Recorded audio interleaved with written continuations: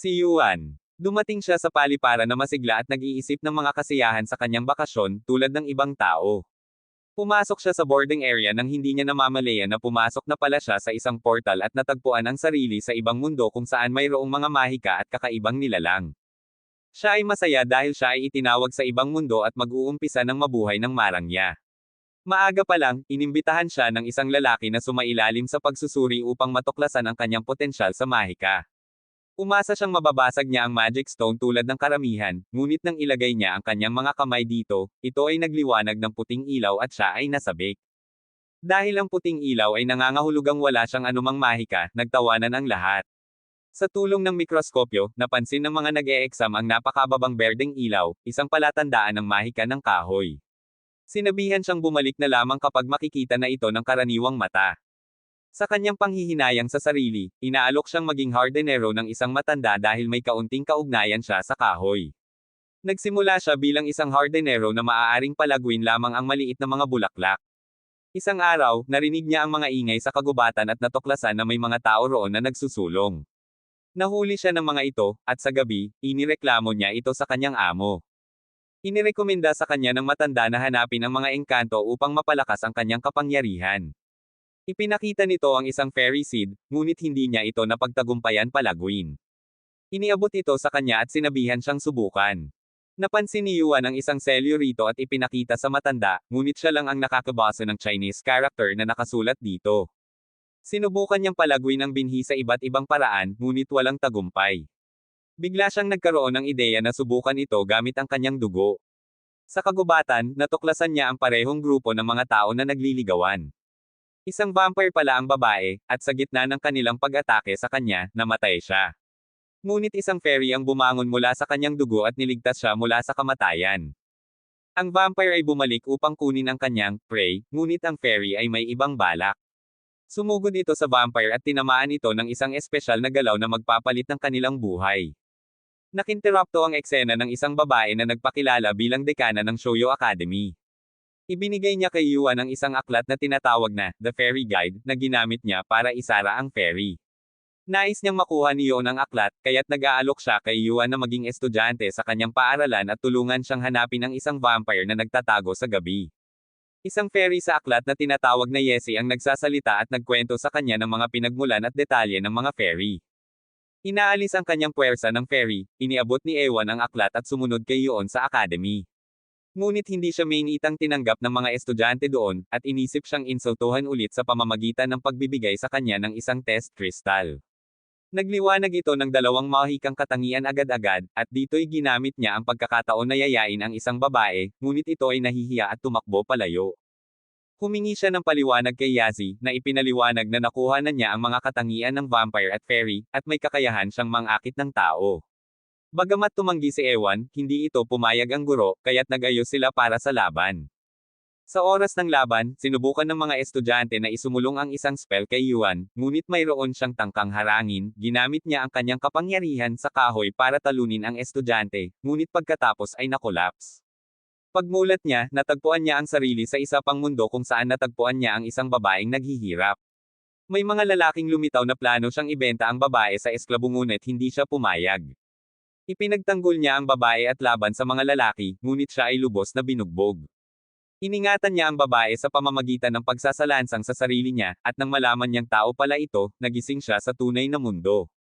Sinabi ni Yesi sa kanya na pumasok siya sa mundo ng fairy. Inilahad niya na hindi na siya atakihin ni Moff, ngunit ang kanilang ugnayan ay naiiba pa rin. Pumasok sa klinika, nakatagpo siya ng mga estudyante na pumapasok, na nagiging mga vampira at kumakain ng isa pang pasyente. Nakipag-usap si Moff kay Ewan sa kanyang telepono at sinabihan siyang maaari nitong maibalik ang kanyang lakas sa pamamagitan ng pagsisipsip ng dugo mula sa mga vampira. Sa kanyang tahanan, habang nagluluto ng instant ramen, napansin niya ang parating na intruder.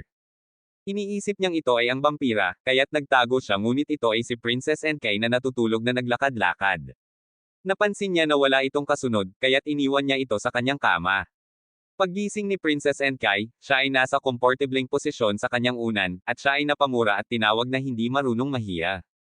Binawi niya ang galit nito sa pamamagitan ng pag-aalok ng ramen, na kinuha niya ng maligaya. Maagang nagtago sila nang mapansin ang mga intruders.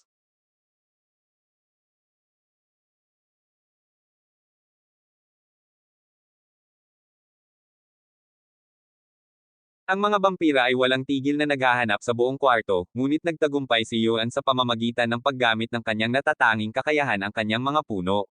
Sa pamamagitan ng kakaibang paraan, nakatakas siya kasama ang prinsesa sa gitna ng dilim at kagubatan.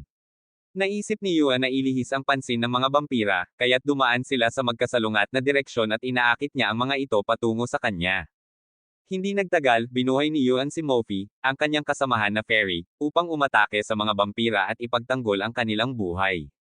Sa lakas ni Mofi, tila naging madali ang laban, ngunit biglang dumating ang Panginoon ng mga vampira at agad na pinatay ang mga ito.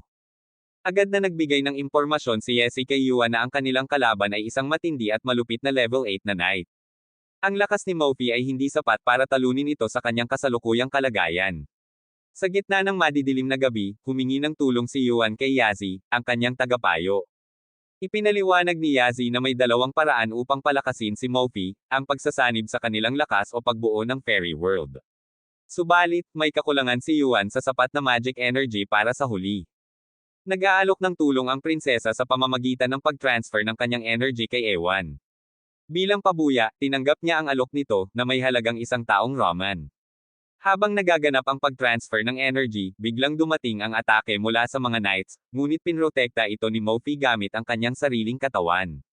Sa isang kisap mata, napunta sina Yuan at Yesi sa fairy world, at doon nila natagpuan si Mof, isang hitman na nagtatrabaho sa ilalim ng kanilang Panginoon. Ngunit hindi sila nakakakita o nakakaramdam sa kanilang kapaligiran. Si Mof ay nanunood habang si Zhao ay nagtatanghal ng kanyang kakaibang kakayahan sa kalsada. Habang ito ang nangyayari, si Yuan ay patuloy na walang kamalayan, at si Mof ay naglalaban ng patuloy sa fairy world. Bilang huling hakbang, ginamit ni Mofi ang kanyang dugo upang ipagtanggol si Yuan mula sa mga knights. Ngunit sa gitna ng laban, galit na galit si Mofi kay Ewan, nagtatanong kung ano ang plano nito sa kanya, isang karakter sa isang laro. Ngunit inilarawan ni Yuan ang totoong relasyon niya kay Mofi, hindi ito isang simpleng laro. Iniwan siya ni Sao, ang Panginoon ng mga vampira. Sumubok si Yuan na palayain si Mofi sa pamamagitan ng pagsasaksak sa kanyang sarili, upang mabuksan ang mga bulaklak, subalit sinubukan siyang pigilan ni Yesi. Subalit hindi siya sumuko, umakyat siya at nagbigay ng palm na halik kay Mofi bago bumagsak sa espada. Nang magising si Mofi, napagtanto niyang si Yuan at si Zhao ay hindi parehong tao.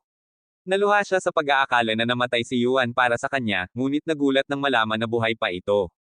Nang hingi niya ang paliwanag, inilahad ni Yuan ang buong sitwasyon sa totoong mundo. Nang magkasabay silang bumukas ng portal pabalik sa kasalukuyan, ubos na ang spiritual na enerhiya ng prinsesa. Ngayon, nagawa ng mag-merge sina Yuan at Mofi upang gisingin ang kanilang anyo ng fairy. Sa bagong kapangyarihan, humarap sila sa knight sa isang masusing laban.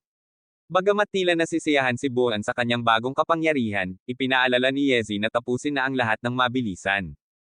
Ginamit ng dalawang mandirigma ang kanilang ultimate attacks, ngunit si Yuan ang lumabas na nagtagumpay sa laban. Bilang gantimpala, ipinamigay ng dekana ang dalawang fairy seeds. Hiniling niya kay Yuan na itago ang pangyayari bilang isang lihim. Sa sumunod na araw, makikitang pagod si Yuan mula sa laban sa kanyang klase. Iniharap ng guro ang dalawang bagong transfer students, sina Mof at Prinsesa Enkai. Parehong umupo sila sa tabi ni Ewan, na agad nakuha ang admirasyon ng mga lalaki sa klase. Nagtago si Yuan mula sa grupo na pumunta sa kanya dahil sa pagnanakaw daw niya ng lahat ng magagandang babae. Natagpuan niya ang kanyang sarili sa aklatan, kung saan siya ay nagtanong sa librarian tungkol sa mahika para palagwin ang mahiwagang buto. Hinihiling niyang malaman kung paano palakihin ang mga mahiwagang buto, at masusing nag-aaral sa mga nakasulat na aklat upang mahanap ang mga kasagutan.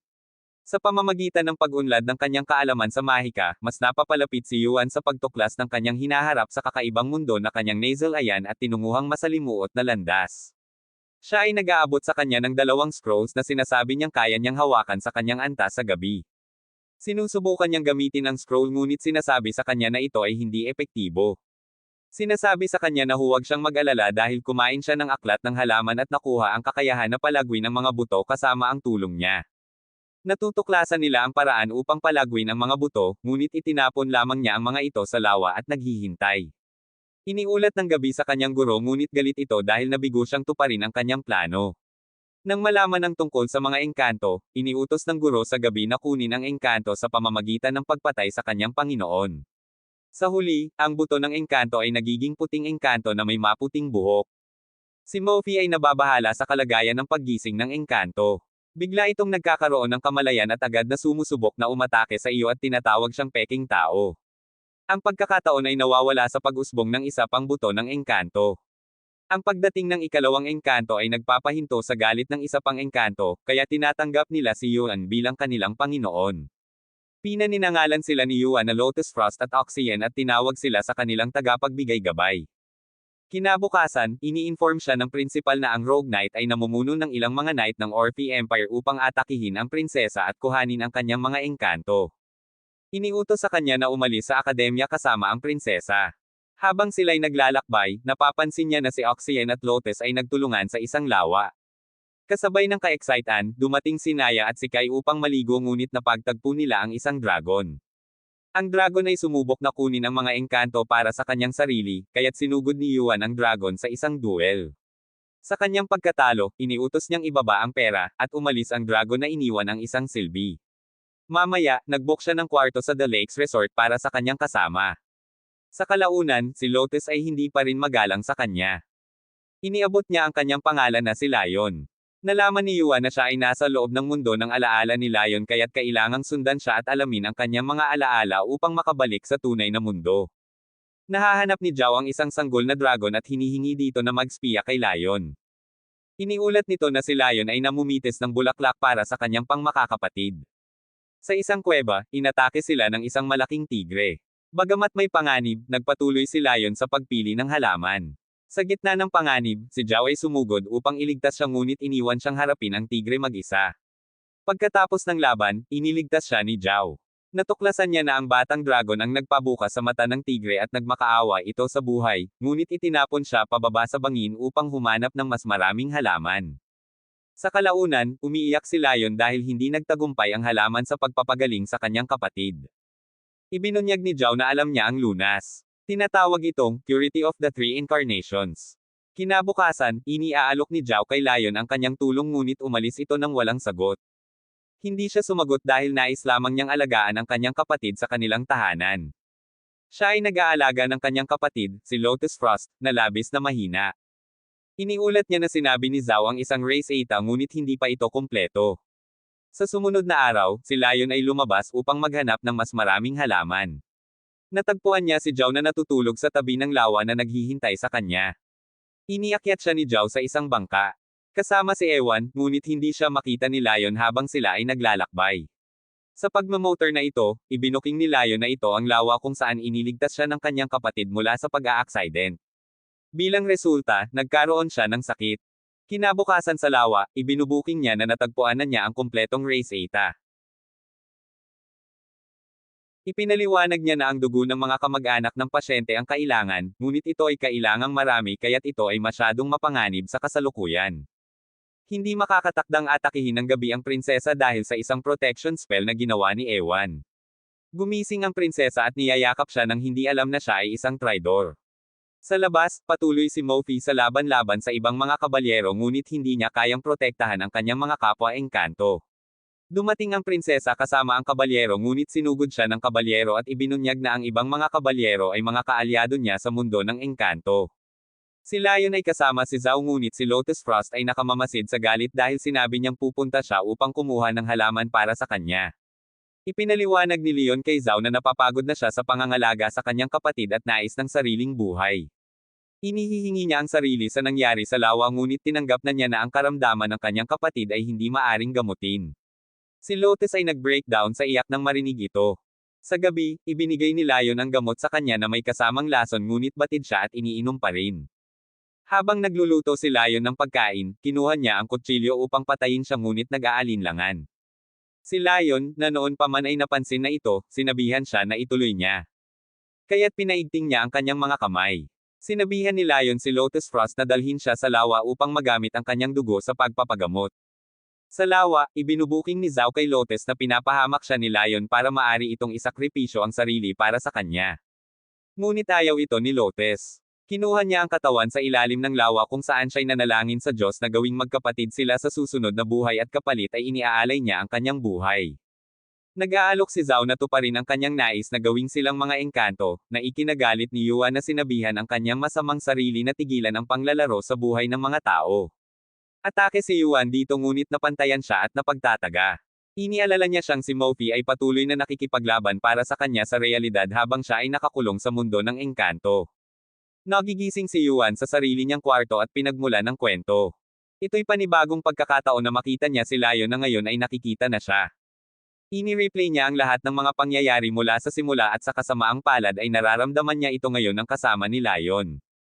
Sa pagpapahinto ng mga kapatid na babae sa paghawak ng kutsilyo, nasasabi niya na hindi kinakailangan nilang magsakripisyo para maging masaya. Nagkakasundo ng maligaya ang magkapatid na babae kaya't iniwan ni Yuan ang kanilang naglalakbay patungo sa labas. Dito siya nagtagpo sa kanyang masamang sarili na si Zhao na binabati siya sa kanyang tagumpay.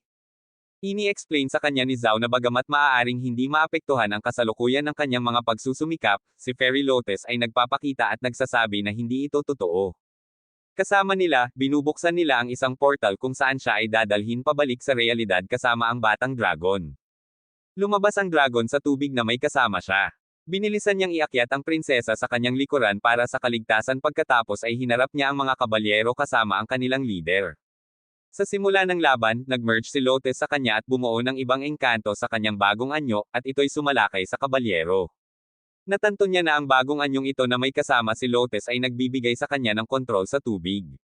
Sa pagsalakay ng kabalyero, ini-froze niya ito sa kanyang mga hakbang. Nagtulungan silang sagipin si Oxyen mula sa isa pang kaaway sa pamamagitan ng pag-froze sa kanya at tinulungan din si Moff sa pangalawang kabalyero sa pamamagitan ng pag-drown sa kanya. Sa parehong oras, ang huling kabalyero ay sumusubok na kunin ang dragon. Sumugod si Yuan para sa kanyang tulong at binugbog ang magnanakaw ng kanyang buo hanggang siya'y samuka ng dugo. Tinulungan niyang ipapatuloy siya ng mabangis na sipa hanggang sa siya'y mahulog sa lawa. Ang leader ng kabalyero ay nakawawala, naglabas ng matinding aura. Nakita ni Yuan na siya ay handa na gamitin ang ultimate move kaya't tinawag si Moff na mag-merge din sa kanya. Ang kanyang bagong anyo ay napakayaman at intense na halos umihi sa takot ang kabalyero, ngunit binigyang lakas ito at sumalakay kay Ewan. Nag-e-enjoy si Yuan sa laban, sinubukan ng iba't ibang atake gamit ang kanyang bagong kapangyarihan, at pinanood habang sinisikap ng kabalyero na kontrahin ang mga ito. Sa wakas, bumagsak ang kabalyero. Inihanda ni Yuan ang kanyang finishing move para sa kanya ngunit ito ay pinigilan ng prinsesa kaya't ini-redirect niya ang kanyang atake sa kalangitan at ini-unmerge ang kanyang mga engkanto. Tinapos ng prinsesa ang laban ngunit ang kabalyero ay tumakas. Ang lawa ay nag-uumpisa ng magbukas ng mga bulaklak at ipinapakita ni Lotus na siya'y nag-merge na sa lawa para magsisi sa kanyang mga kasalanan. Bumalik si Oxyen sa kanyang guide at sumunod si Mofi hindi matagal pagkatapos na iwanan si Yuan at ang prinsesa na maglakbay kasama ang dragon at ito ang nagtatapos sa anime. Huwag kalimutan i-like at mag-subscribe kung nais mong makinabang at buksan ang notification bell para hindi mo palampasin ang iba pang mga video. Hanggang sa susunod na pagkakataon, paalam.